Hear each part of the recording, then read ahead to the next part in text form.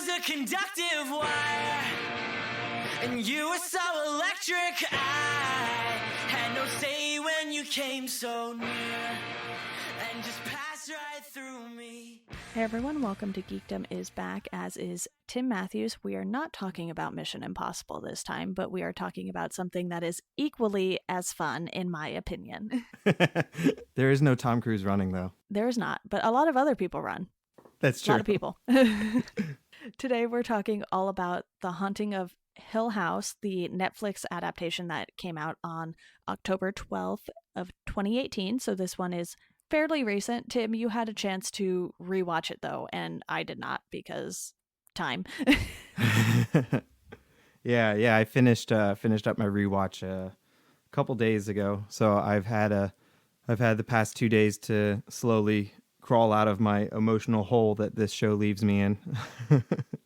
Yeah. Did you read the book before watching this? I did not. I did start reading it after I finished watching the show the first time, but then, content is everywhere and I fell behind. It's pretty different from this because That's my understanding. I think just based on, the time the book was written and everything, they modernized it a little, and I think they did something that allowed you to have a completely different dynamic with the characters that fit a lot better for a 10-episode series. Yeah, but I think the movie is very, very highly regarded as almost like a perfect adaptation of the book. So I think I saw somewhere that they were pretty much just like, we're not touching a like classic adaptation of this. Like, it's been done, it's perfect. We're going to do our own take on it that still keeps within the spirit of the book, but provides something fresh. Yeah, the first adaptation to film was 1963, and then there was another movie done in 1999, and they both went by The Haunting. So right. The 63 version, I believe, is that one that's sort of... That's the one that everyone loves. The other one, not so much. Yeah, I don't blame them. I believe the latter was also parodied in a scary movie, so if that's happening, maybe not so great, but yeah, it just depends. And I think taking the creative liberty with this series, it did add something different. And I might have liked this more than I liked the book. Not that the book was bad, but I just felt like because of the family dynamic in this one, it was a different approach that turned out to work really well. Okay, so you have read the book? Yes. Okay. Yeah, I'm excited to read it. I've heard really great things, but I almost feel like I might be at some disadvantage after watching the show twice, that I'm just gonna have to put myself in a different mind space for the book and know that it's gonna be different. Yeah, I don't want to give too much away, but I think the main difference is, I believe in the book it's strangers versus a family. Okay. In the show. Interesting. It's like the Hill House is pretty much the same from what I gathered. Cool. So hopefully that doesn't spoil too much for you. To be fair, though, the book is from like 1959. Oh yeah, so... no, it's beyond spoiler territory. That's. I think once a book hits the classic title, it's like, okay, yeah, a lot of people know what happens in a lot of classic books without necessarily having had read them. Absolutely. But no, those details definitely intrigue me to get back to it soon. And it's a short read too, which helps. Yeah, and it's Shirley Jackson, so she doesn't let anyone down. But I want to dive into the cast and characters in this, because you have a core group of characters, but you have different versions of them. So you have the past, which is where you have Carla Gugino as the mom and Henry Thomas as Hugh Crane. So my boy Elliot. You have these parents who move to this big, massive house. You might as well call it a mansion, because let's be honest, that's what it is. But it's creepy too. It just has this creepy factor right from the start. And you have all of their kids growing up in this house. And it's funny because I was actually familiar with one of the kids, McKenna Grace. She had been on designated survivor, I believe. So, Oh, I was like, yeah. oh, I recognize her, even though she wasn't immediately recognizable because her hair color is different in this. Yeah, now I see it. Yeah, I think she did a pretty nice job with this because it's like, yeah, I could see a young Theo being just like this. Mm-hmm. And of the kids, I feel like she has some of the tougher like emotional scenes to tackle, like, Yeah. and especially because she comes off almost lack of emotion, but it feels like in a character way, not in a she's like acting in a stilted way. Um, and yet, so her scenes are very, very effective. Yeah, and I think out of the kids in general, she stood out the most just because, Theo is a unique character anyway, either as an adult or as a child. So you have that going for the character, and then you have Paxton Singleton, who plays the young version of Stephen Crane. And, he's kind of like your typical teenage kid, I feel like. Yeah. So it wasn't really anything in particular that stood out with him, but I will probably butcher his name because he is Dutch, but it looks like a version of Michael Huisman or something to that effect. He plays the older Stephen Crane, who is a writer, and he has taken these experiences and sort of distanced himself from his family because of it, because they didn't think he really had the right to tell these stories without, all of them being behind the idea. Yeah. But overall, just with some of the names in this, especially having Timothy Hutton and Annabeth Gish, Carla Gugino, even Kate Siegel, who is married to Mike Flanagan, who did the adaptation, you have these names that you might know for different reasons. And, Kate Siegel, she's been in a few things that her husband has done. So I watched another movie, and it was another horror movie with her in it. And even though this is a TV series, I feel like that's sort of a genre she kind of shines in. Oh yeah, definitely. The guy that plays Mr. Dudley, Robert Longstreet, Yeah. it's like I'm looking at his IMDb and I actually don't recognize like really much of anything, but there's something about him that when I'm watching him in the show, he has one of those faces and mannerisms that I'm just like he's one of those like that guys that I'm like I've seen you in a ton of stuff, Yeah. and he's super recognizable, but then I look at his IMDb and I'm like, nope, haven't seen almost any of this. I think I Don't Feel at Home in This World Anymore is probably where I'm recognizing him from, the Elijah Wood movie on Netflix. Yeah. I thought it was funny too when James Lafferty popped up in a recurring role because he's someone I just know from watching One Tree Hill. And I think out of all of the actors and their experiences, that one just stood out the most to me. I was like, oh, that's very odd for him to pop up in this horror thing, even though I know he's been doing a lot of sort of indie movies and stuff like that since the One Tree Hill days. I don't think I've really seen too much that he's worked on since. Right. So it was just kind of like a pleasant surprise.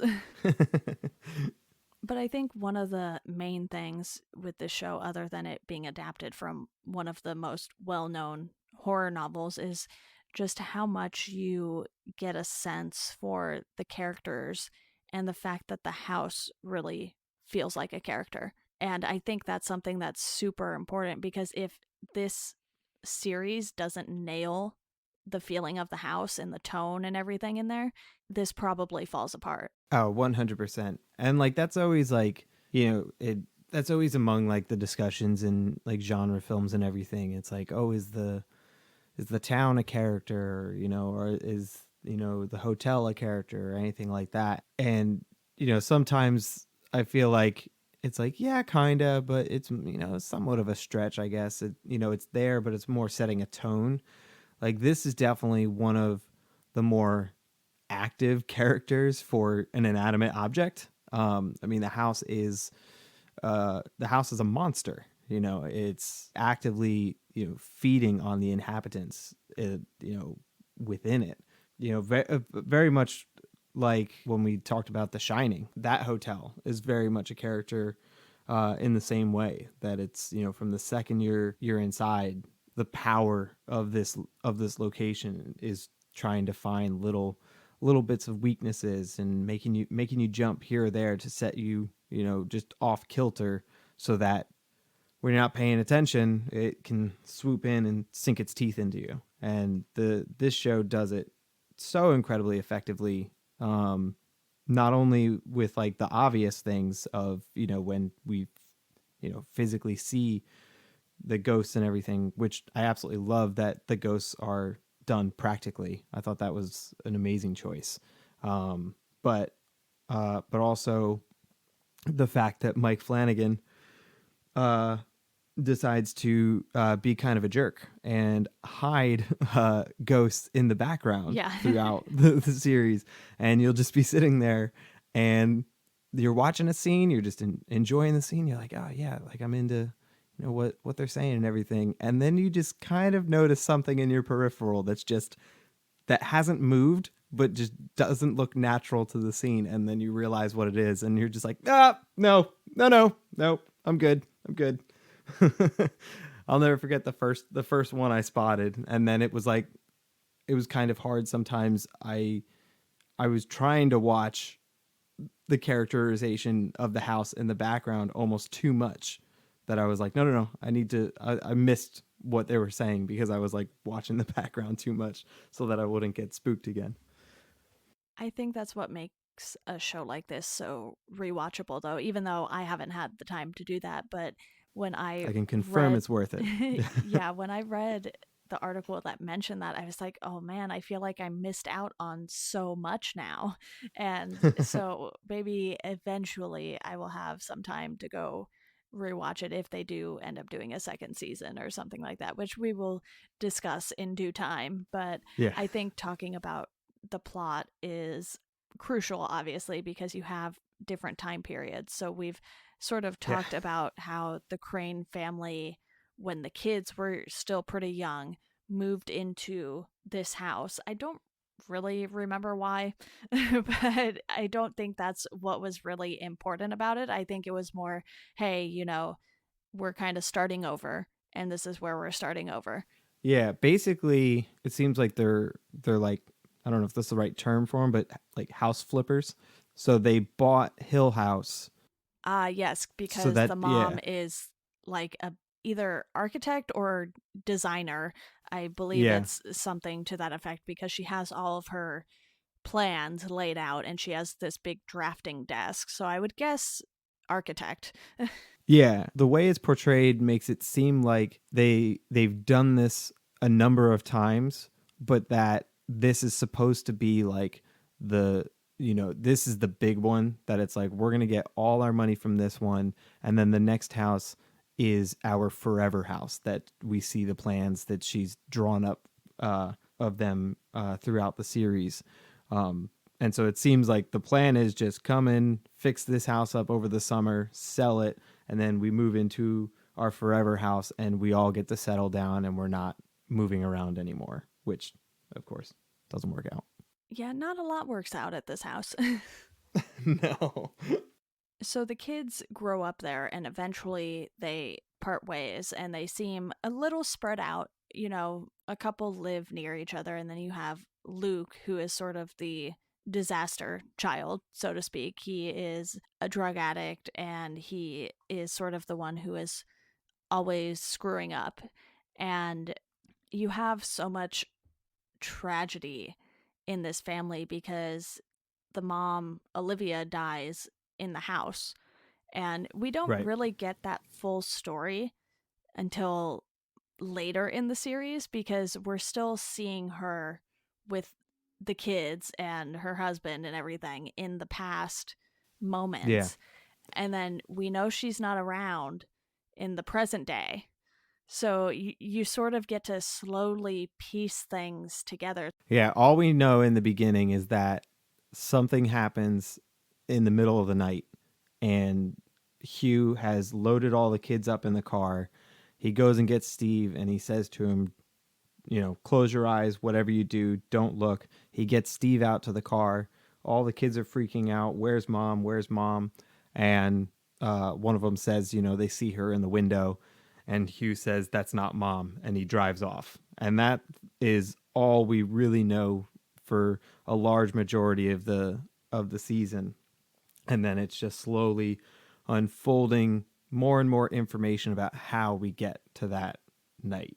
Yeah, and obviously who they see in the window looks like their mom. Oh yeah. So they're not going to know that it's not her, even if their dad says so. They're like, nope, that looks like her, Yeah. And it's like, okay, well, if we're seeing her, is she really dead? Yeah. And adult Steve, he harps on like mental illness running in the family. That's like a big theme for him. And then the kids, we kind of learn that Hugh's never been upfront with them about what happened, that night at the house. All they know is that their mother killed herself. But I feel like there are a couple times with Steve, he kind of subtly accuses like his father of hurting her, because I guess of some details in the police report of like some bruises and like the way that she fell and stuff. That it seems like she was pushed, which we learn how that happens later. But so there's definitely this great tension of dad rushed us out of there, our mom killed herself, and none of us have ever known why. And it's just that tension seems to just have built and burrowed between everyone, and then everyone is scattered, and their relationships and how close they are with certain ones of each other seem to vary depending. Steve definitely seems to be the most kind of on the outside. Yeah, I think in a way Steve feels like his dad just abandoned their mother, Mm-hmm. because he just gets them out of there, and they can clearly see her in the window. You have that moment where the cops show up and take the dad away, and it sort of sinks in that something has happened to their mom, but they still don't really know the truth. Right. So to them, it's like, okay, did he just hurt her? Is she gone for good? Or, what's kind of going on here? And, obviously, present day, they know, at least somewhat know what happened. But like you said, their dad has never been. It's never been forthcoming with it. Yeah. And I think sort of just piecing things together throughout the show, because this isn't information we get all in the first episode. I feel like in the Right. first episode, that red room is kind of the big deal, and we're led to believe that that's going to have some massive importance just because of how much they focus on it in that first episode. And it does end up being important, to be fair. It's just Exactly. maybe not quite what anyone was expecting. Right. Yeah, the whole first episode, we're getting a little bit of details from the past, and seeing them start to settle like in the house, trying to get into the red room but can't get into the red room. But the main like key moment at the within the first episode is all of them kind of waking up in the middle of the night, and one of them says Nellie's in the red room, and all of them are like waking up and holding their throat, all startled. And then the ending of episode 1 has Steve walking up to his apartment. He sees Luke, who he thinks is robbing him because he's gonna take that stuff and sell it for drugs. He ends up making a deal with Luke, and Luke goes off. Steve goes up to his apartment, and Nell's in there, and he's just talking to Nell, as if she's there. And he's like, I can't believe you stood there while he was stealing from me. And then his dad calls and tells him that Nell's dead, and that's when he looks and he sees that Nell's standing in his apartment. And so it's like all that in the first episode. It's a lot. Yeah, it's a lot, and not much happens kind of on a spooky factor until that final moment. And then the following episodes after that take us from the perspective of like each of the kids, leading them up to the moment of like when they wake up and in the middle of the night. And within those storylines, we get a bit more of the past of each character. So it's such a unique and an interesting structure, and it's done so well because I mean that bouncing around in timelines and everything, it can go wrong really easily. But Mike Flanagan, he does it so well so that each of those episodes is still super compelling, even though you're getting, you know, some repeat information, but all that repeat information is really key. And then when reveals come later, you're so happy that you had all of that information because it makes that impact land that much harder, or yeah, that much stronger.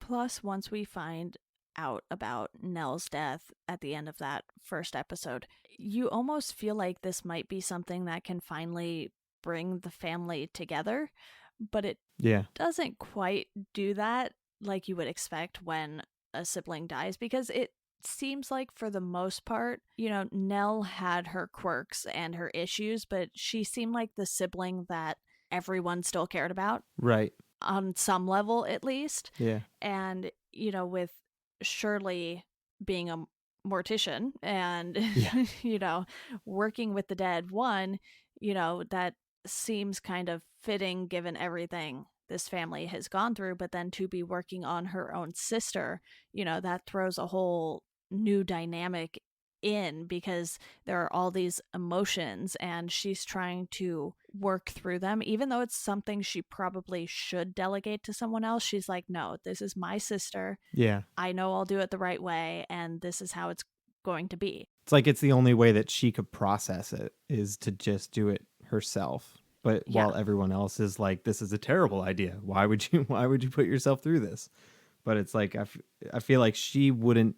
I feel like she would spiral out that much more if somebody else was doing it. It's her way of coping with it. You know, Yeah. she knows this is real. She knows this has happened. She's literally working on her own sister. You know, she can't deny Yeah. that it's happening, even though, you know, that's one of the levels of grief, denial and everything. But I feel like, you know, she hasn't fully accepted it, but she needs to do this in order to sort of go through the motions with her grieving process. And She's very clinical about it. yes, even though you can tell she's very emotional about it. Oh yeah. Yeah. Yeah. And like you said, it's the type of event that you think, you know, oh, it'll bring them together and, you know, they'll be stronger and, you know, help each other through it. And that doesn't happen initially. Like, it physically brings them all together because they all come to the funeral home, but it's brought them all together, and all the things that they've all burrowed up, you know, inside them, about themselves, about each other, now is all in the same location and is gonna start boiling and then all come out and come to a head, which it does in episode 6, I believe, which is one of my favorite episodes of the series, and Yes. also I think one of episodes 5 and 6 are some of like the finest pieces of television that I've seen in a long time, and it still blew me away even the second time, like knowing everything that was coming.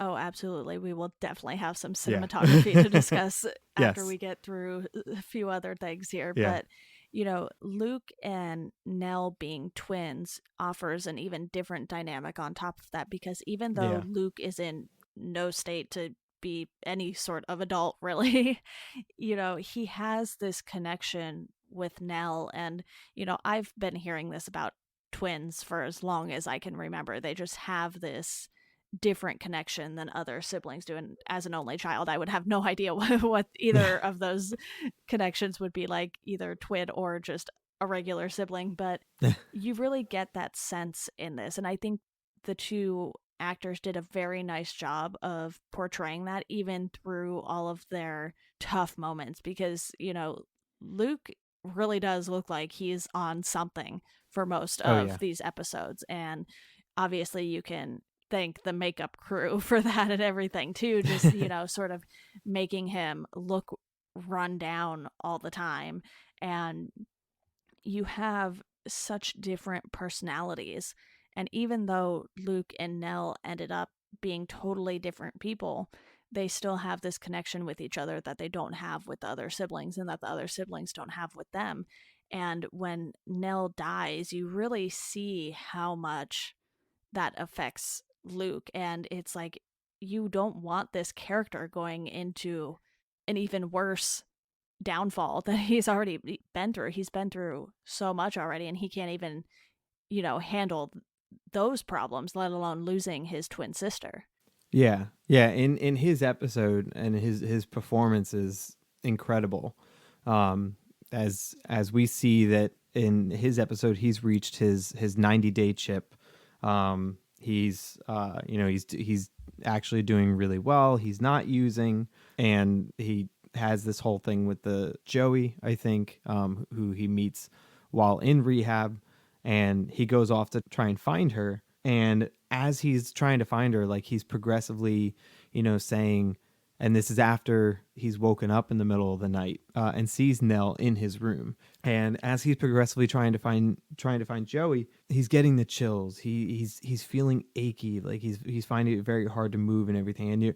And you don't really realize it at first as you're watching the episode, because you're focusing on the fact that he's freaking out, that these are kind of these are withdrawal symptoms that he's explained earlier, and he's just freaked out about, why am I feeling these feelings when I haven't been using, like I've been doing fine. And he's trying to convince himself as much as he's trying to convince Steve and Steve's wife and the woman who runs the rehab. And then as it progresses and it gets worse and worse, we start to realize that it's like, and the way that they edit with, Nell getting to the funeral home and everything, we realize that he's feeling the fact that she's dead, and he's feeling her cold body. He's feeling the rigor mortis setting in, and it's like really messed up.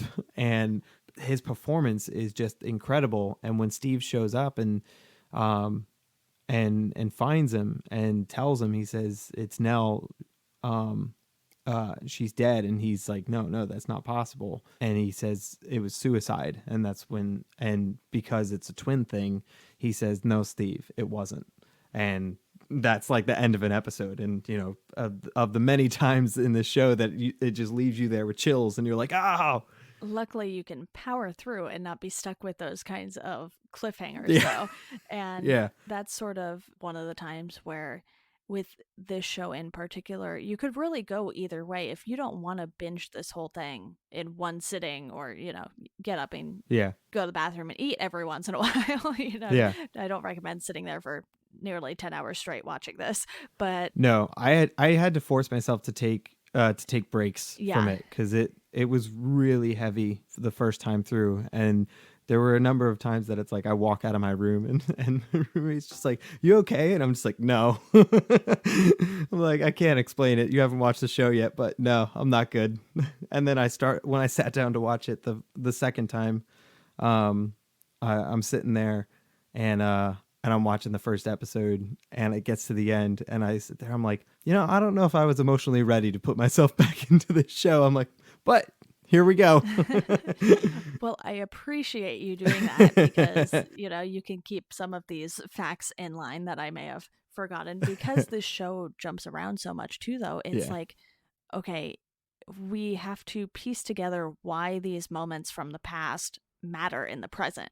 Everything is connected. Absolutely. They're not Yeah. showing you the past just to be like, "Hey, here you go. Here's what their lives were like." Exactly. It's much deeper than that. And if they didn't show the past, it's like, okay, why does the mom even matter?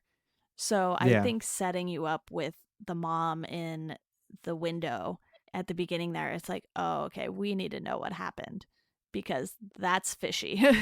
Exactly. And even it didn't click with me until watching it the second time. And I won't get into exactly what Nell says yet, because it's all the way at the end. But I'll try to remember to bring it up. But how the show is structured with all the different timelines and the information we get and the development of the characters, like all those things. I don't want to say it's meta, because it's not meta, but it makes sense why it was told in this story, when she ends up giving this like soliloquy about just kind of everything and how everything makes sense. And she talks about time. And so it's like you sit there and you're like, oh, well, this is an interesting, aesthetic choice to give us this like information in a fractured way and it's building up. And then when it all comes together, you're like, oh, that was way more thought out than I thought it was. It wasn't just this is a fun way to tell a story.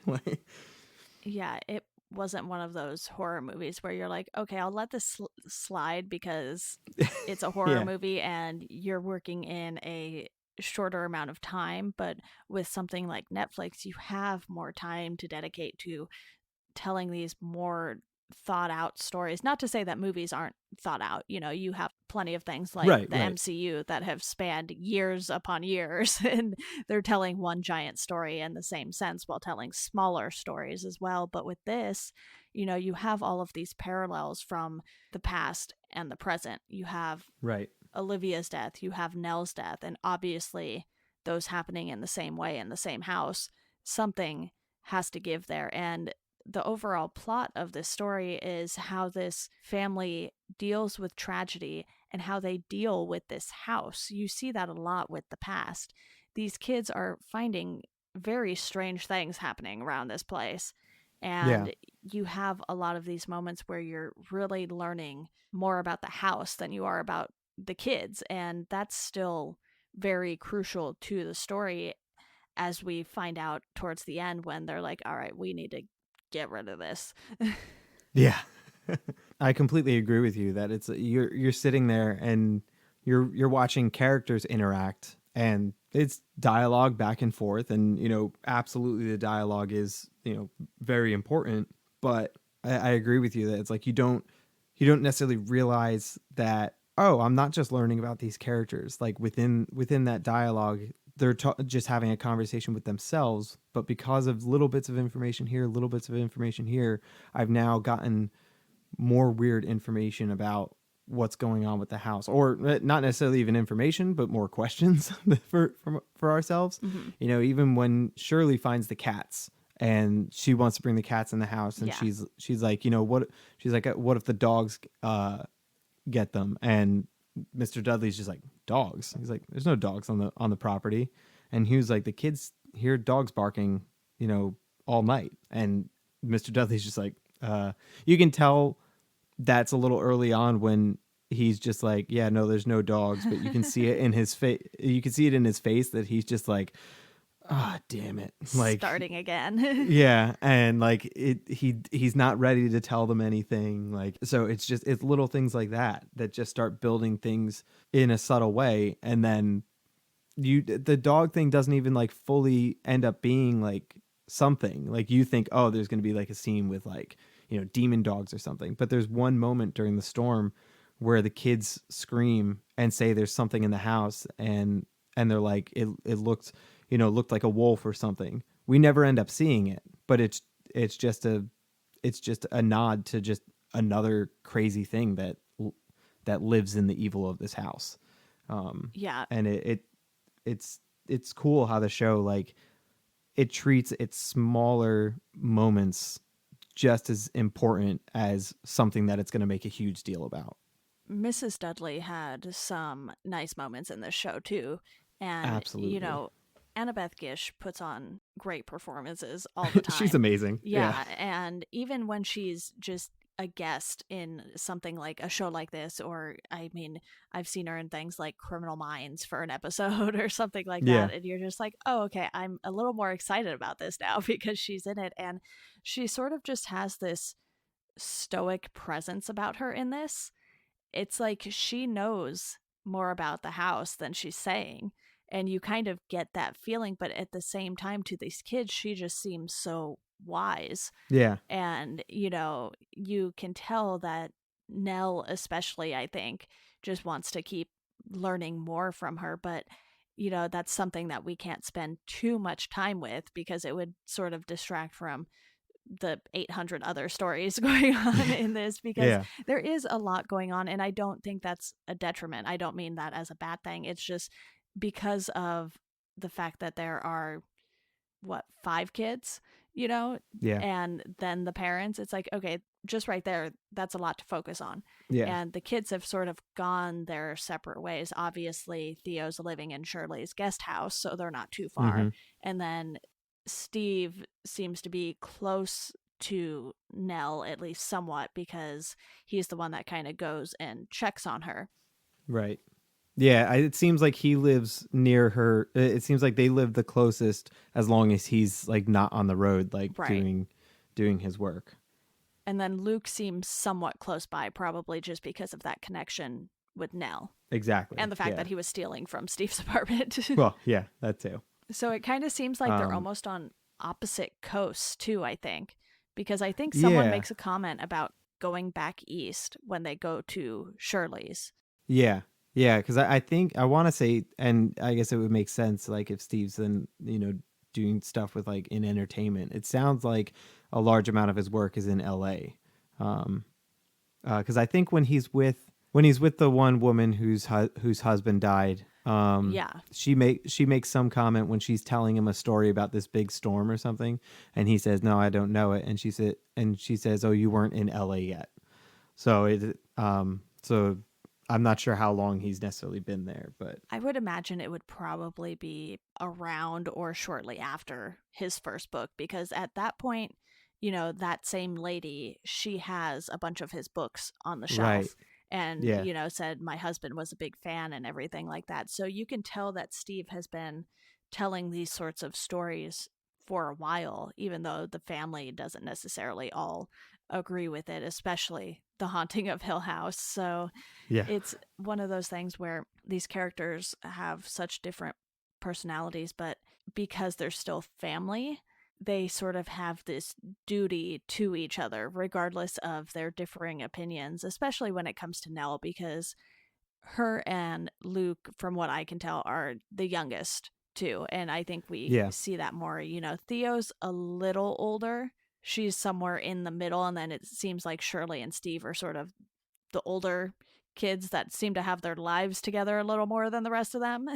Yeah, it seems like Shirley and Steve are kind of like the closest, and then yeah, it seems like Theo's somewhere in the middle of the two of them and the twins. Yeah, and Shirley is obviously a nod to Shirley Jackson, I would guess, because I'm Yeah, not yeah, sure there was a Shirley in the book, but it's like that was sort of their nod to the creator of Hill House, because even though the story might differ, really the essence of what's going on in the stories in both the book and the adaptation seem to gel a lot more. And I think, this would probably be a good place to just pause on the plot for a bit and talk about the use of time in this, because we've talked about the past and the present, but a lot of those parallels that happen too just make you realize, okay, this is why this is happening now, and here's how it relates to something that happened before. And obviously the two deaths are the big ones. It's like, okay, we get that connection. That one was a little on the nose. yeah, yeah.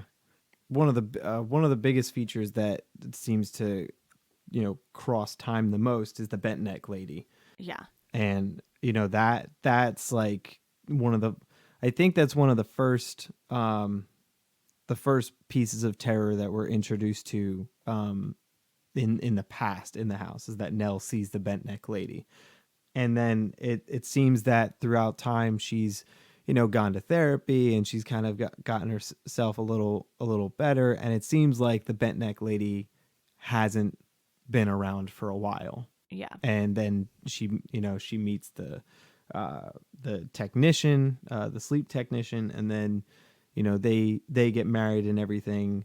But one night when they're in bed, she's having one of her like sleep paralysis moments, and he gets up to get something to help her, and then he just stiffens up. It looks like I don't think his neck snaps, because they end up saying it was like a heart attack or something, but he like does like the bent like motion, and then he falls to his death. And there's the bent neck lady, and she says a line to the therapist, and just like that, she was back. It's almost like time didn't want Nell to have this well-adjusted life, because when she was married and everything, it seemed like she was doing well, and the siblings were all proud of her, and Yeah. they still had their qualms with each other, but they all still come together for Nell. And we see that Yeah. in the wedding shots and everything, because even that is, it's the present, but not quite completely the present. It's sort of Yeah. the more present past, if you want to Yeah. say that. And, not all of the flashbacks obviously then went way back to their childhood. There were crucial moments that they flashed back to, because it's like, here is this thing that happened in the past with the bent neck lady, and here's it happening again.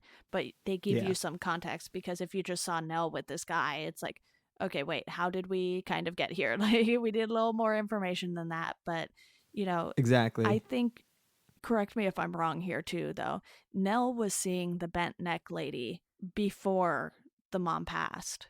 Yes. Yeah. The bent neck lady is a nightmare that she keeps having, or they keep telling her it's a nightmare, and she sees her at like the edge of her bed, and then she says, I don't want to sleep in my room. So then she sleeps out in the like in a living room area, which still looks like a terrifying room to sleep in. Mm-hmm. And she's lying on the couch and opens her eyes, and the bent neck lady is floating above her. And the other one that builds early on is the tall man Yes. with Luke. It seems like almost because like the two of them are the youngest and the most impressionable, and even they say, and I believe in ghosts, and they say that kids and animals see things a lot easier. Something in the way that their brains are, they can sense those things sooner and more prominently. So I think like with the kids being younger, they're being impacted by the house the harshest. Even Luke goes into the dumbwaiter and goes down to the basement, and he's Right. kind of stuck there, and that monster is like coming to get him. And so it seems like that how the house is like feeding on all of them, throughout their time there. It seems like it's had the most impact on them, and then as we see them in their adult life, it to me that's why like the house is still trying to lure the two of them back, because it got its hooks in the both of them the most, and the house probably figures if it gets them back, then the rest will follow. I'm glad that you mentioned the tall man, because the more that I sit here thinking about this, the tall man is supposed to be William Hill, I believe, the original Yeah. owner of the house. So Luke is seeing the past and how the house is sort of stuck in the past, but Nell is seeing the future. So that's another way it kind of messes with time, because the Oh bent yeah. neck lady ends up being Nell. Yeah.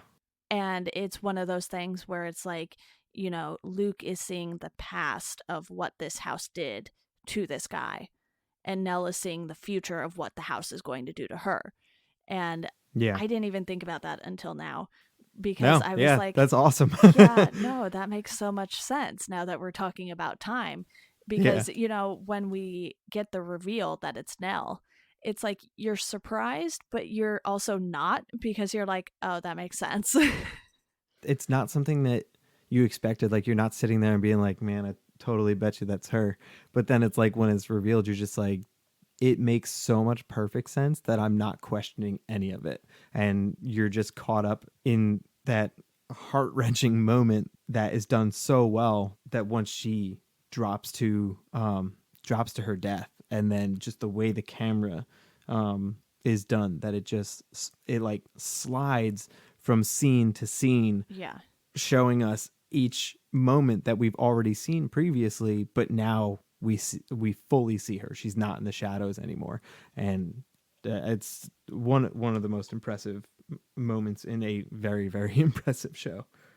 I'm wondering now too if the house was attracting Luke to it because the owner just wanted him to end it.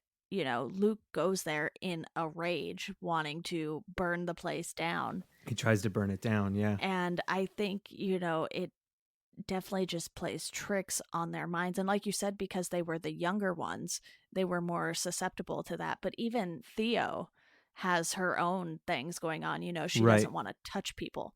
and she doesn't want people to touch her, really. So she's always wearing gloves now as an adult, and we see that come to life as a kid. You know, her mom gives her some gloves to wear and everything like that because they realize there's something different about Theo. And, Yeah. you know, so in a sense, it seems like Steve and Shirley are kind of the normal ones, which, Yeah. given that he writes about ghost stories basically and she works with dead people all day, it's like, yeah, I guess that's Yeah. as normal as you can expect out of this family. Yeah, that's for sure. I really like that theory though, that the tall man could, that William Hill could be luring him not in an evil way to be like, we're going to come get you, but trying to say, it's like, I don't want to see this happen to another family. So he tries to use Luke to stop it, but as we see when he lights the flame, nothing happens. Right. And I think within that theory, I think it still works because I think at that point it's almost like William Hill's plan just didn't work. It's like he brought Luke here to do this, but then it doesn't work, and that's when the evil parts of the house get Luke. It's too full of other ghosts for it to work. That's how I Boy, viewed is it. that house full of ghosts. When they show that shot of all of them, oh. Yeah, because it always felt like whenever the tall man showed up, he wasn't really trying to harm Luke. No, yeah. You know, he would kind of just float around and float in and out of the room, but it's like he's just like checking on the house. Yeah, but then when the bent neck lady would show up, it was always to like terrify Nell. Obviously Luke was still terrified by the tall man, but he was just tall. He wasn't like super creepy in comparison to some of the other ghosts we had seen. And I could be totally off base with this, who knows, because I don't know if ghosts think rationally, so there is that. I don't know. Yeah, I don't know. What's really cool about this show is that it's like I'm sure there are probably definitive answers that Mike Flanagan has, but then and it's not so open-ended that it's annoying. Like sometimes storylines can be like, oh, well, you left that open and it's kind of annoying that you just didn't want to give us anything. Like this one, it gives you so much to satisfy you, but leaves just enough open for interpretation that, like a theory, like with William Hill, like that might be it, that might not be. But to me, like as soon as you said it, I'm like, that makes so much sense. I love this. I'm gonna run with this. And it's like even when we first see William Hill, he's just coming to get his hat. Yeah. Like he's just like, oop, left this behind. Yeah, like he's coming in and you're like, oh man, like he's gonna get him. He's hiding under the bed. He's gonna find him, probably drag him out. You're thinking through all like the typical horror tropes, and then he gets his hat and he leaves. Like in a way too, you could almost say that the bent neck lady is trying to warn young Nell in a sense too. That's what I think, yeah. Like, and because when she's in like bent neck lady mode, like it seems like she's unable to like really say much. But when we see her appear in some other areas, she doesn't say really much of anything. Well, except for the end when she has her whole thing. But she doesn't really say much of anything except for two words. One is go, and one is don't. And that comes into play when Luke is temporarily dead in the White Room, and the house is trying to get him to stay, and young Nell is saying don't, and then telling him go. And so it's like all those little things were seeded in the past, in the middle, and then here in the present. It all comes into play. So it's there's all these little things and parallels filtering from through all the different timelines. It's awesome. Yeah, time is a funny thing in this, but I really want to touch on the cinematography because I really feel like that is an area that just put this show on the next level, but specifically that tracking shot in episode 6 when they are in the funeral home. And I believe it's at least a 12-minute shot, or if not longer than that. I remember reading about it, and I'll go back and find the articles for it. So the end of the first tracking shot, the whole one shot, that's about 22, 23 minutes. Okay, yeah, that's the one I'm talking about. And it's the one where they Yeah. go from the present in the funeral home and they track you straight into the past in Hill House, right? Yeah, and they built both sets to there's videos on YouTube, like, please anyone, like, if you haven't watched them, go Google them, look them up. It's really cool to see how they did it. And to think how, that if anything goes wrong, like, you even if it's at, minute 19, you got to go back to 1. And the fact that they had 3 extended shots in the episode. The first one ends at about 22, 23 minutes. The second one ends at about 40 minutes ish. And then the third one, I think, is really only like, I think it's only like maybe like 12 minutes long, give or take. And at that point, it's when Nell's body in the coffin crashes to the floor. Yeah. Everything that is built up in the episode is now it's heated. They're yelling at each other, and Steve says the wrong parent died.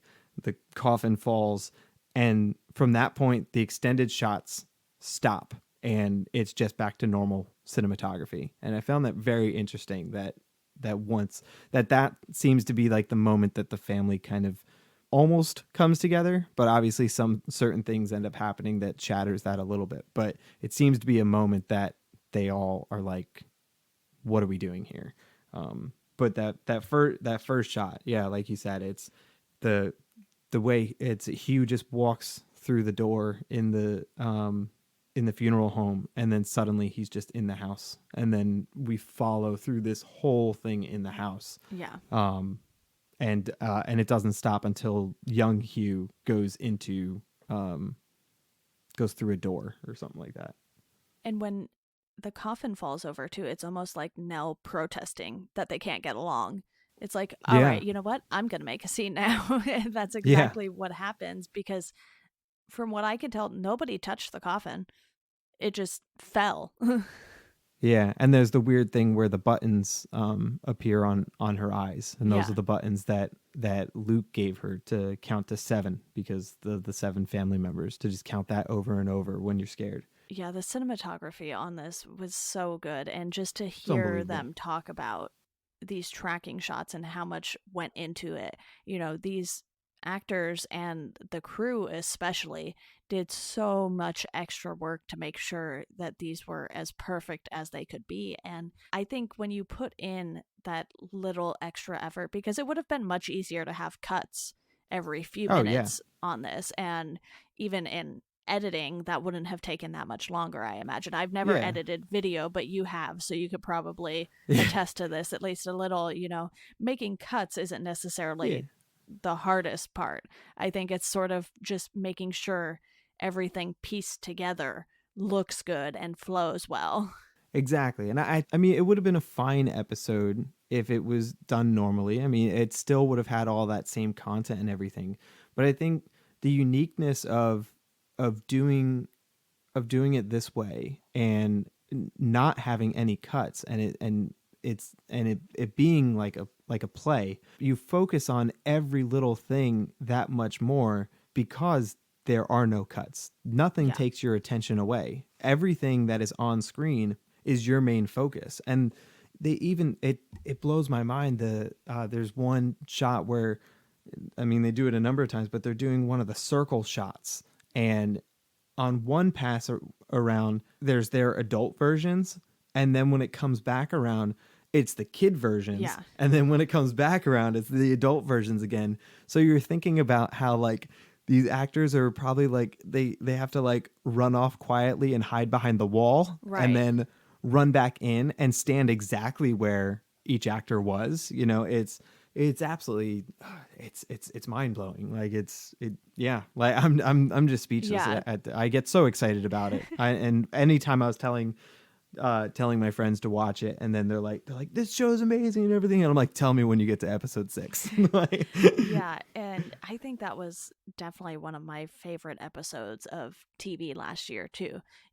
I feel like cinematography is something I'm starting to notice more and more as I do this podcast and the Stephen King podcast, and sort of focus on those things, because that's not something I ever really paid attention to. And, for the most part, I was watching like these procedural TV shows that don't really do anything mind blowing, I don't think, in the Yeah. field of cinematography for the most part.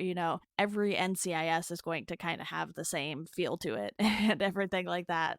Yeah, here and there you'll be like, oh, that looks pretty That's cool. Like new. that stands out. Yeah, but it's like, yeah, because it's so procedural, they are literally doing like the same shot setup in every episode. Yeah, you can only show an interrogation room so many different ways.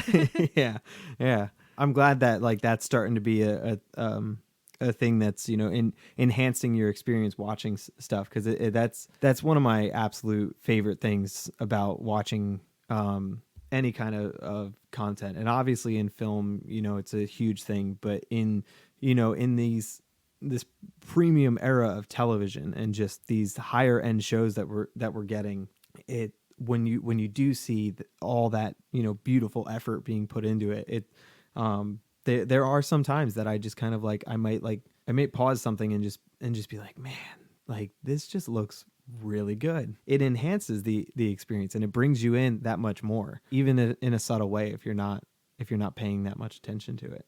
One of the other things I really liked about the cinematography is just how sprawling they make Hill House look, not only from the exterior shots we get of it, but when you're inside, you really get a sense for how long these hallways are. Oh, yeah. When you have the hallway where all of the bedrooms are, it almost feels like it's never going to end. Yeah. And it's very precise in how they set up the house. You come in and you have the big chandelier that crashes to the ground in that big storm. Yeah. And you have this massive staircase, and it goes up and splits off into two.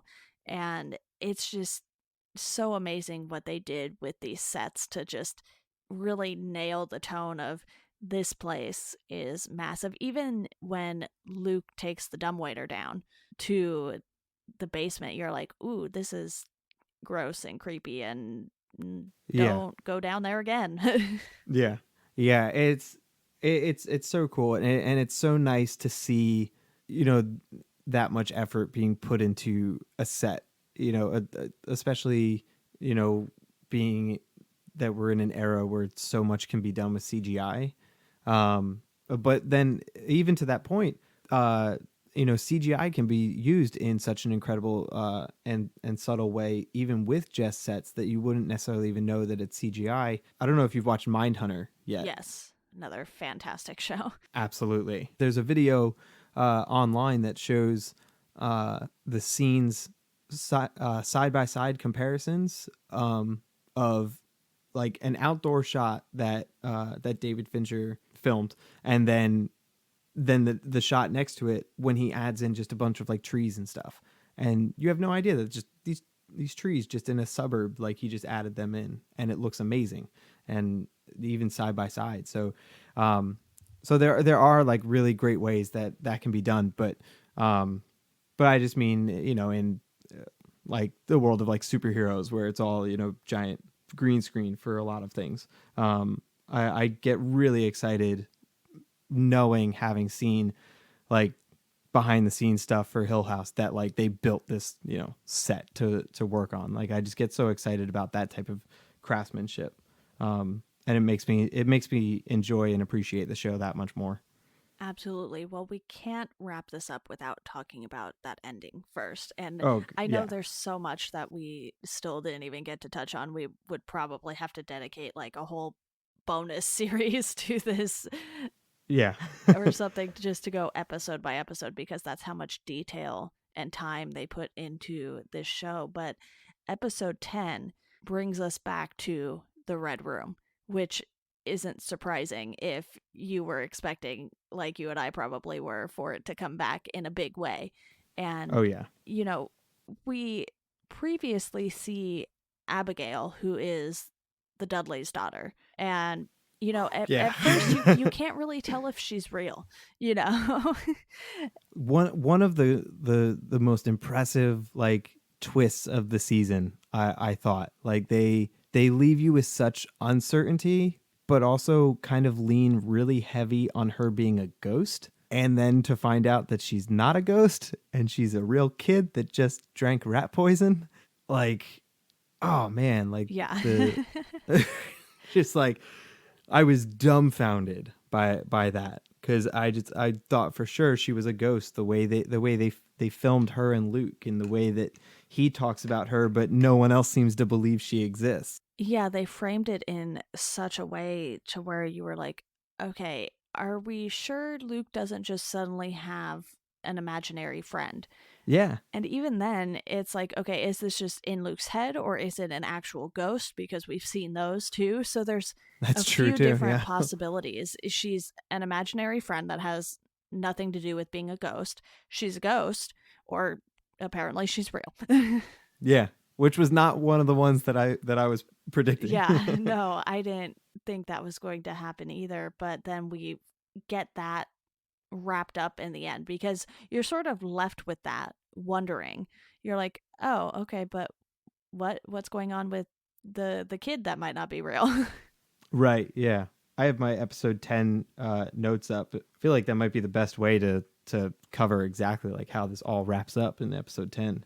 Yeah, so in the past, you obviously have Shirley and Nell still trying to get into the Red Room Yeah. because it's like Mr. Dudley has the master key, from what I can tell. Or Yeah. he at Which least apparently has. doesn't work on the Red Room. Right, because this big red door is not like any of the other doors. And you actually have a lot going on here because you sort of have the past moments, the present ish moments, and then you have possibly future moments. It's kind of hard to get a feel for the timeline in this because you have everything happening either in the distant past, the moment when they're at the house trying to burn it down, and then you have Steve in the aftermath, and you have the rest of them in the aftermath of it as well. So I guess it's more of that present past when they're burning the house down that I mentioned Yeah. before. And then, the future-ish moments are probably more current day since they do have a little bit of a time jump. Exactly. Yeah. And like even when I was like doing my notes and I'm like watching the one scene with Steve when he's talking with his wife, and I have like in my notes written like future, like because I'm Maybe. like is this? And then you end up finding out you're like, oh no, he's trapped in the Red Room, like and this is a horrifying nightmare. And each of them, each of them gets their moment of being trapped into the Red Room. Right. But it's great when we have that first moment in the beginning of the episode when, like you said, Shirley and Nell trying to get into the Red Room, and then from earlier in the season, you see like that shadow underneath the door, which we naturally for the rest of the season are assuming, oh man, there's some crazy ghost in there, or whatever, and then we find out, no, that was Theo in her dance room. Yeah, that was crazy cinematography too. Yeah, so we get Steve's like Red Room, event is him having that conversation with his wife and her going all demony, and I guess that's after I guess that's supposed to be after Steve and Hugh enter the house. They smell the gasoline and they hear all this crazy banging. And this is a great moment that I really like when Steve sees the tall man, but then when he runs into the room and there's Abigail at the bottom of the stairs, Right. and Hugh like stops him and he makes Steve look at him just like when he was a kid, and he's just like, just look at me. He's like, don't look away, just look right at me. And it's this moment of his dad just continuing to protect him, that it's just like, as we learned earlier, like his dad is so nervous for Steve to go into the house because of the things that Steve has seen, because of the things that he's written. The fact that this whole time Steve didn't think he ever saw any ghosts, but we had learned that he did see a ghost. He saw the clock man. Right. And so since he saw the clock man, the house already has a little bit of its hooks in him, even if it's not as harsh as like the other kids. So he's just trying to keep Steve from getting tricked by the house, which ends up happening anyway, because the Red Room opens up and there's Luke, reaching out and he's dying. Steve runs in and the door slams shut. And so now it's got Steve and Luke. And it takes that long for Steve to realize he even saw a ghost, because it's perfectly reasonable to think that someone would come fix the clock. Exactly. Yeah. That was another one of the ghosts where you're like, oh, they didn't have any harmful intentions. The Yeah. dude looked like he was fixing the clock, so what else Yeah. would Steve think? Yeah, it was just another man over time who got engulfed by the house. And there's an example of just one of those really subtle things. Like we see the clock guy like a few times earlier in the series. That's never really addressed. It's just he's there. You walk past him. They like maybe look and see them, but that's about it. So that's done really well. And then of course we have Theo and Shirley arrive at the house, and they run upstairs after they hear their dad, only to find that, well, I guess Theo runs upstairs to find their dad, and he's been knocked out unconscious. I guess I don't really remember what happened to him like by the window, but something happens after the door shuts. He gets like knocked back, and so Theo runs up, sees that clearly he's not the one who called for her, and then the actress, crazy ghost lady, I forget her name. She touches her head, and now she's in the red room. And Shirley goes through her whole. We see the whole thing with the conference at the hotel. And the mystery man that we'd been seeing throughout the series. We learned that she cheated on him and everything. Cheated on her husband, that is. Oh yeah, cheated on her husband. And then she appears like in the funeral home and sees herself in the coffin. And I guess we should mention that Nell is the one who wakes all of them up in the red room. So so Nell is in the house, but she's clearly combating the house in some way to try and keep the house from getting them. Once they're all awake, that's when we've got Steve trying to save Luke, and when they let Luke die in that moment, like I mean the way that this show had been going, like there wasn't really a moment of, I mean I guess there's like a brief moment of me being like no they can't, we came this far, like they can't kill him, but then it's like, well, he looks pretty dead, and they've killed off a few people on this show already, including a child. So I'm like, all right, well, like I guess he's dead. But we get this great scene in a white room of the red room, where they are having the tea party, the very moldy white room. Yes, yeah, and that's such a great scene, as I was talking about before, how the house is trying to get him to, I guess, accept that he'll stay. Even Nell at that point is saying, don't, like, you have to go. And now once they're all awake, that's when we get like an info dump of like everything. But, this show does everything so well. And so it's not a lazy info dump or anything. It gives us all this information that starts to make everything make sense, including, and good, I remembered to bring it up. We were talking about time, and how all the timelines are fractured.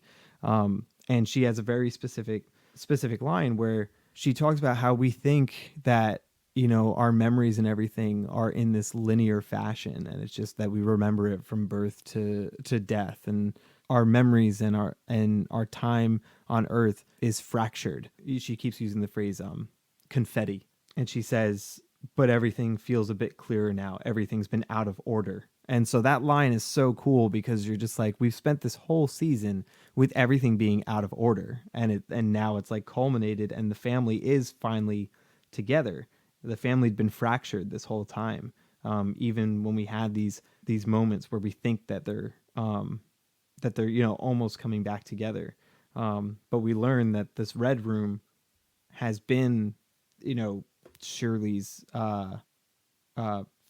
family room, I guess. I wrote that one down because she says family room, but I couldn't really recall from earlier in the season when we had a special moment for Shirley. The game room for Steve, the reading room for Liv, the treehouse for Luke, and Theo's dance studio, Nell's toy room, and that the red room is this, she calls it the stomach of the house, and that it's been silently feeding on them the whole time. It's all so well done how it's explained. Like in a way that doesn't make it feel like the show's just like talking at me. Right. Like I'm still very invested in the scene. That was trippy too, because it was obvious that they couldn't get the red door open Yeah. to go into that room, but yet they still all ended up in that room without realizing it.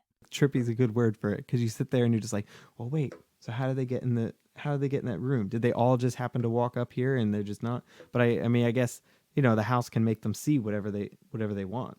So they don't realize what door they're going through. Right. They never see the red door as they enter those rooms. To them, it's just another room in the house, and they don't realize it's all the same room. Yeah, there's a moment when Steve says something to Hugh about Luke's treehouse, and Hugh's like, there was never a treehouse. He was like, we were there for the summer just to fix the house and then sell it. He's like, why would I build a treehouse? Yeah.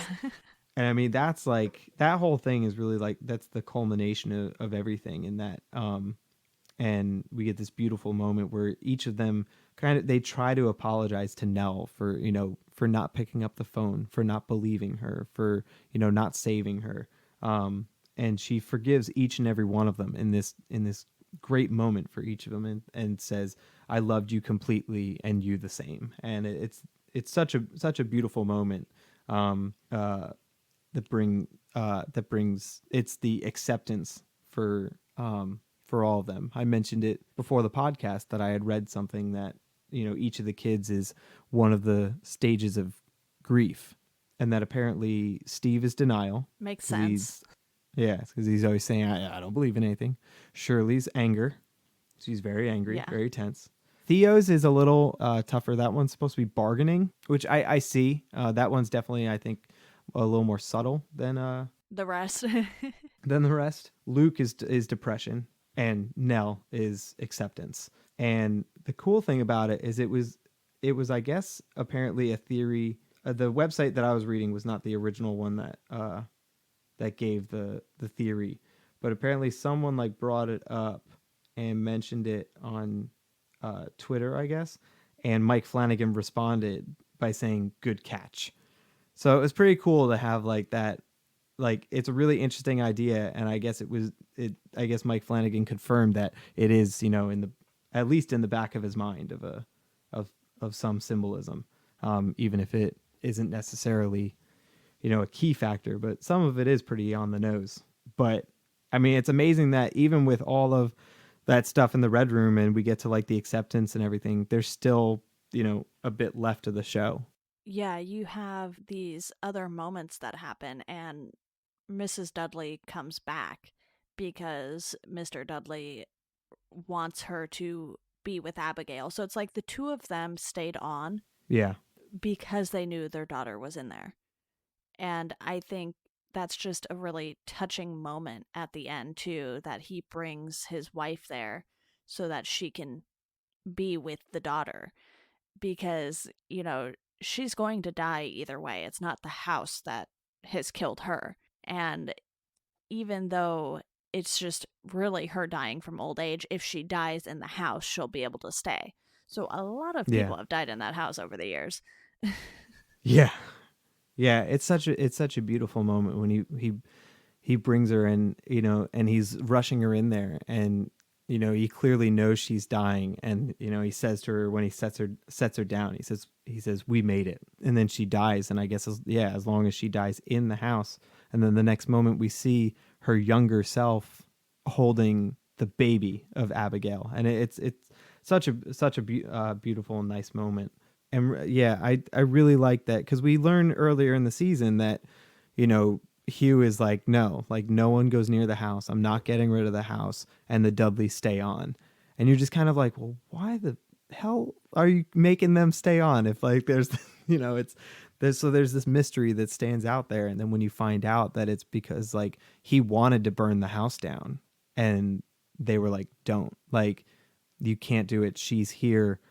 But they're like, don't let anyone come back to this house, and we won't say anything. They're like, no one knows about Abigail because she's homeschooled. Right. And they've lived there their whole lives. And so it's really heartbreaking. And on the second time through, I noticed a line from Liv that when she first sees Hugh back at the house, she says, it's, how long has it been since you stopped coming here.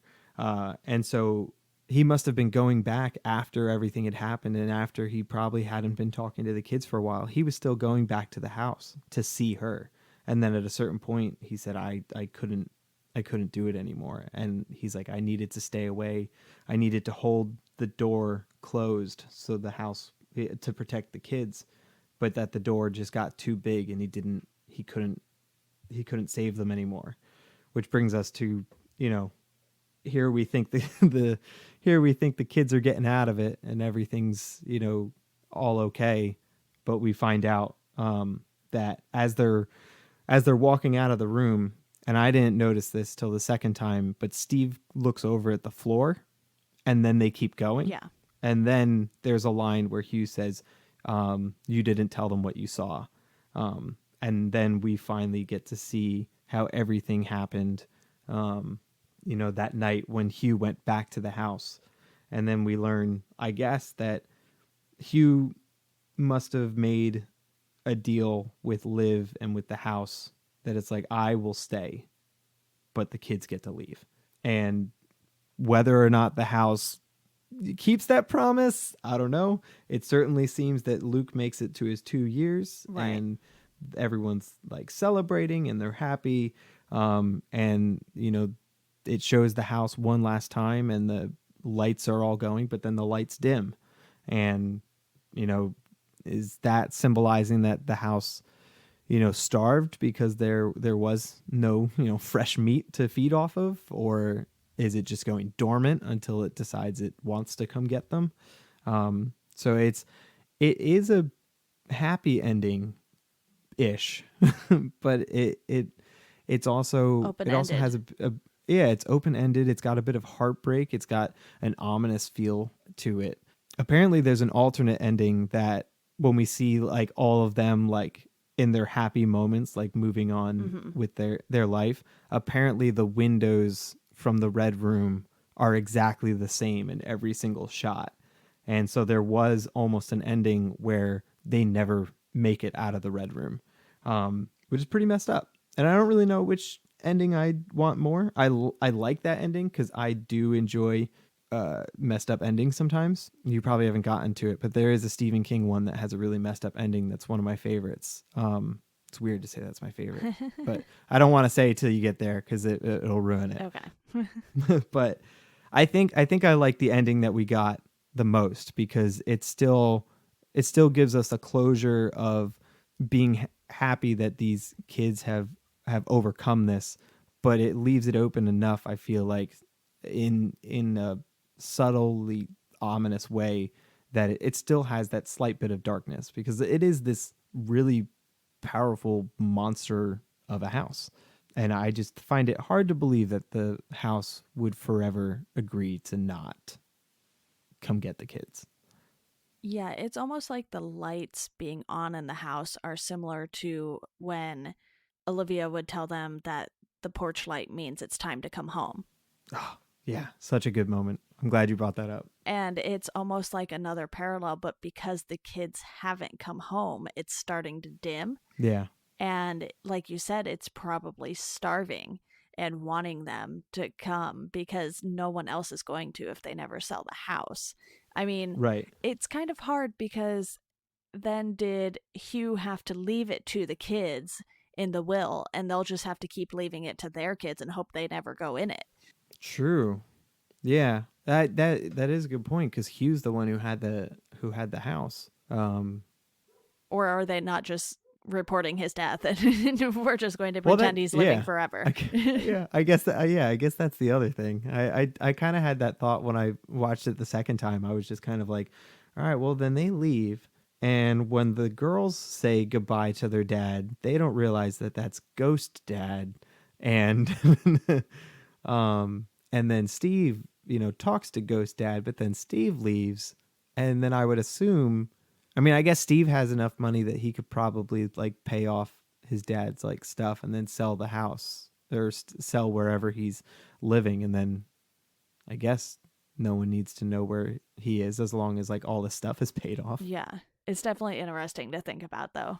It's like, are they just going to keep it in the family forever? And all of the kids will just have to live with this warning. And, you know, you can't tell them too young because then they'd be too curious. Yeah. So you'd probably have to wait until they're older and can understand the ramifications of going to this place. But even then, you have to bank on them believing it.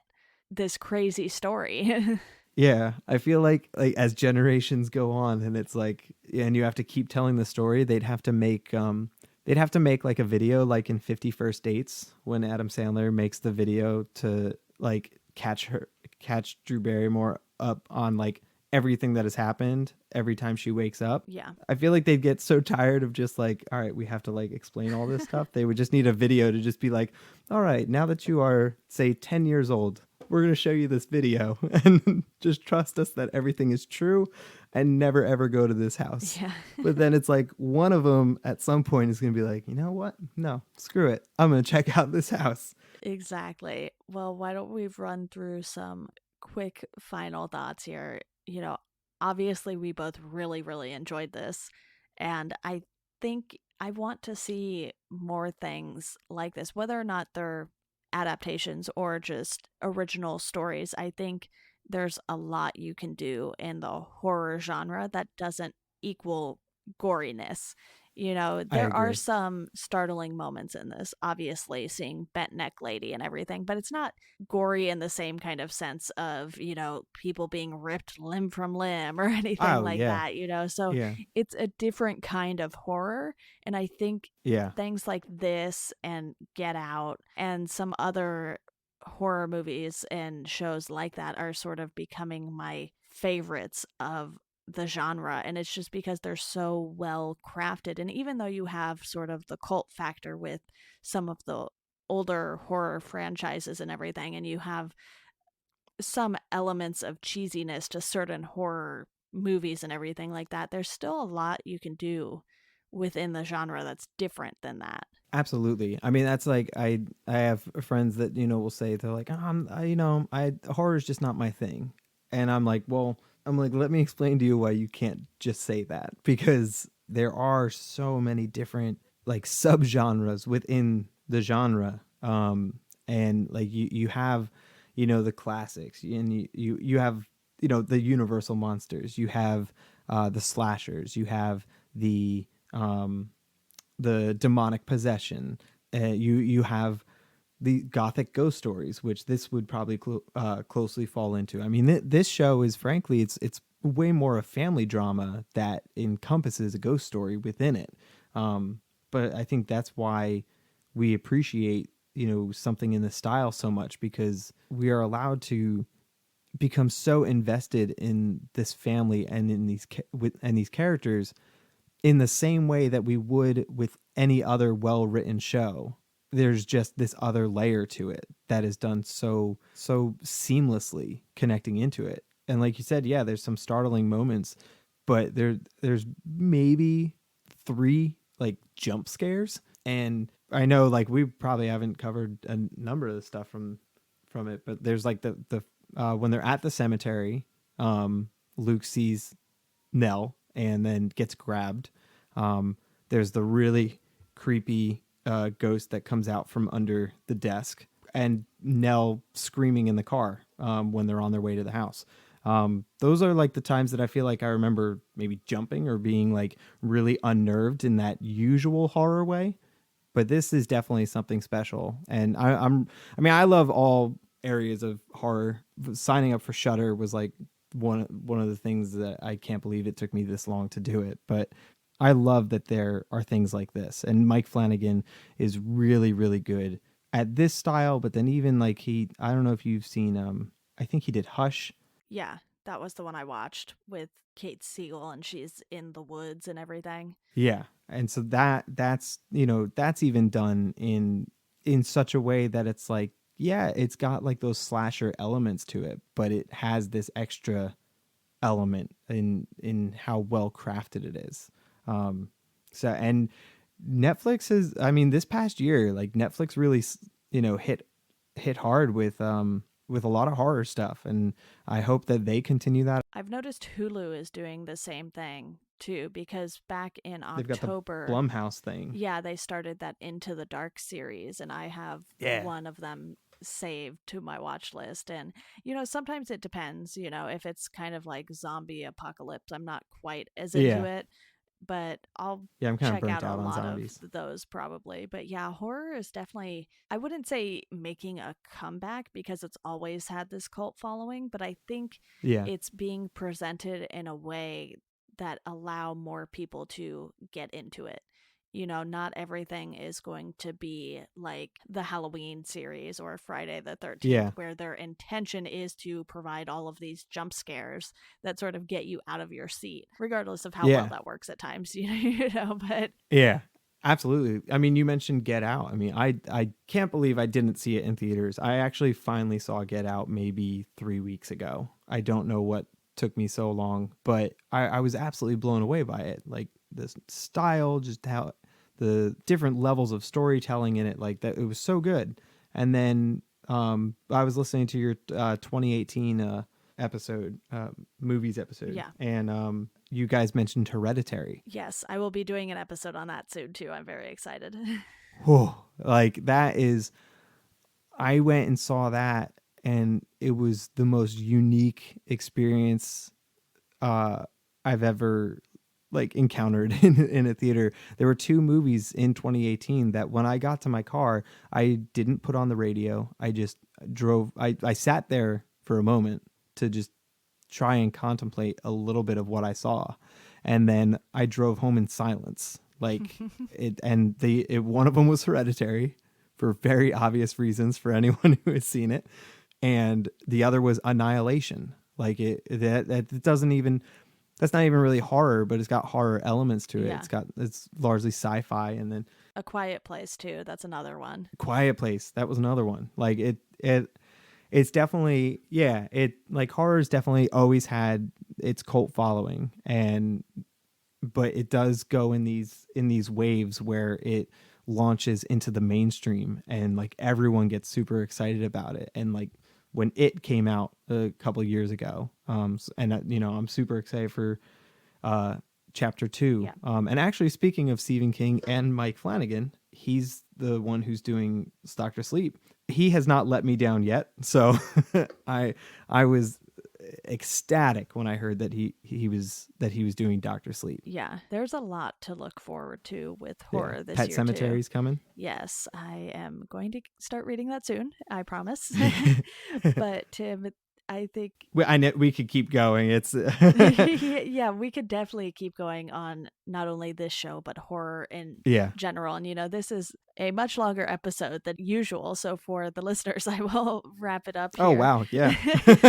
Yeah, it's one of those things where you get talking about something you really like and you kind of forget how much time has passed. But hopefully the listeners have stuck with us for this long. For those who stuck with us, thank you. Absolutely. You can find the podcast on Twitter at GeekdomPod. You can find us on Instagram at Welcome to Geekdom. We also have a Facebook page, but Facebook is not quite as exciting as Instagram and Twitter right now, in my opinion. And if you want, you can rate and review the show on iTunes, Google, whatever your preference is, and that would be a huge help. But as always, thank you all for listening, and we hope you enjoy the rest of your day.